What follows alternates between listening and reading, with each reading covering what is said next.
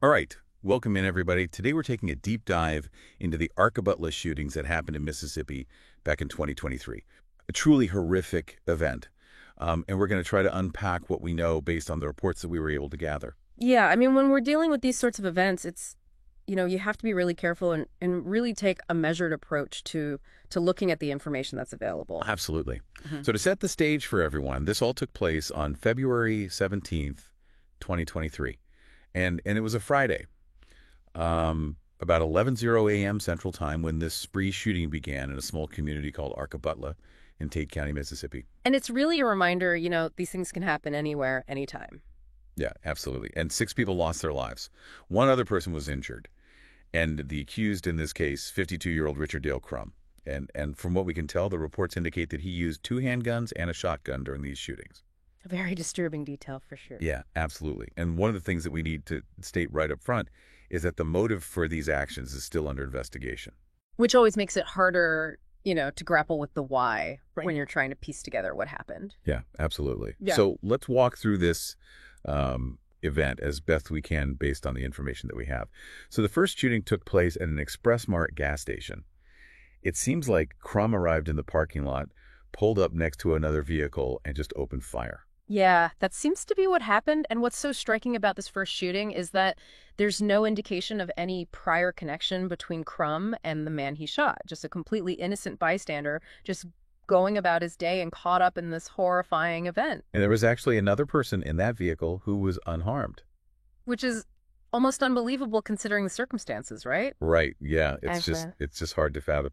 So after this incident at the gas station, Crum drove to his ex-wife's residence, Deborah Crum. She was 60 years old, and tragically he shot and killed her there. It's a real shift, from a seemingly random act to a very targeted one. Absolutely. And her fiance was also present at the time. Yeah, and from what we can tell, he was struck with a gun, but not actually shot. And just try to put yourself in their shoes for a minute. It's just unimaginable. Just terrifying. Absolutely. And then from there, the violence continued. He went to a residence that was right behind his ex-wife's house and fatally shot his stepfather, Charles Manuel, 76 years old, and his stepfather's sister, Linda McCain, who was 78. And it all happened so quickly, right? It's Mhm. just this rapid succession of violence. And the locations are so close together, it seems like it was, very calculated and planned out. Well, and the fact that the stepfather and his sister were in a separate residence, just speaks to the kind of scope of what happened. Yeah. So from there, we have 2 more individuals who were killed on a road located behind Crum's own house. John Rory, 59 years old, he was Crum's stepfather's cousin. And then Chris Boyce, also 59. He was a family friend who was there helping with some roof repairs. Really highlights, that contrast between just everyday life Yeah. and then this sudden terrible violence. Right. Yeah. And thankfully, this rampage came to an end when a sheriff's deputy spotted a vehicle that matched the description of Crum's car, attempted a traffic stop, followed Crum back to his residence, and he was arrested as he was trying to flee on foot. And you have to give credit to the quick response Yes, they do. of law enforcement. Yeah. Seems like they were very on top of things. Yeah. So to recap, here's the human toll.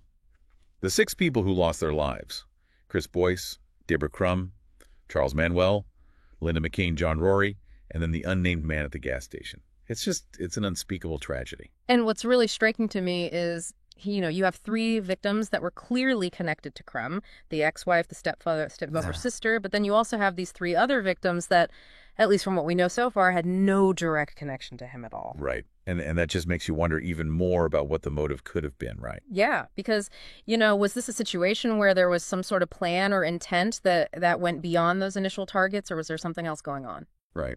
So turning to the suspect, Richard Dale Crum, 52 years old at the time of the shooting, born in January 1970.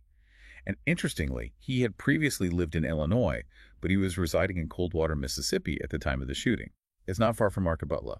And that's one of the things that investigators will often look at, Yeah. someone's history, Yeah. where they've lived, any patterns that might emerge. Yeah, and we should mention that he was actually born and raised in Rock Falls, Illinois, and had lived in several other towns in that state before moving to Mississippi.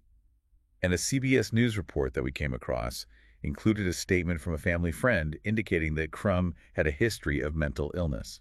And that's a sensitive issue, to bring up because while we can acknowledge that mental health challenges can play a role in some cases of violence, Absolutely. it's important to remember that most people who struggle with mental health issues are not violent. Right. But when these details do emerge, it's something that needs to be considered and reported on responsibly. Yeah.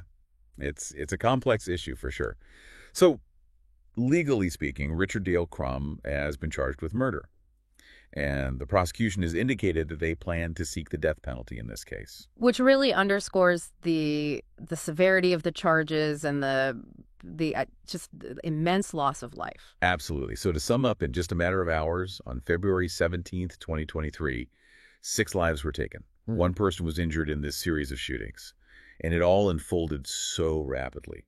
Crum allegedly used multiple firearms, went from location to location. It started with a seemingly random act at the gas station, and then he targeted his ex-wife and her family. And then 2 others on a road nearby. Right, yeah. And thankfully, law enforcement was able to apprehend him pretty quickly. But it still leaves us with that big question, Why? Why does this happen? Yeah. And as of right now, the motive behind all of this is still under investigation. And it'll be interesting to see what investigators are able to uncover. Right. I'm sure they're looking into his personal history, his relationships, any potential triggers that might have set this off. And any history of mental health concerns. Absolutely. But even with all of that, it's never easy to truly understand what drives someone to this kind of violence. Yeah. It's a complex and disturbing situation for sure. Absolutely. And it just leaves you thinking about how fragile life can be and how quickly things can change. 1 minute, everything's normal. And then the next, your whole world is shattered. Yeah, and it's not just the victims and their families, it's the whole community. Absolutely. It's a small town, and something like this just ripples outward. And has a lasting impact. For sure.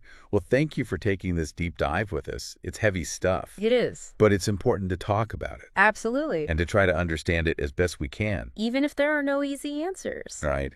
And for everyone listening, thank you for joining us. And we encourage you to think about, the complexities of human behavior and what leads to these kinds of tragedies. And to remember the victims. Absolutely. And their families. Yeah.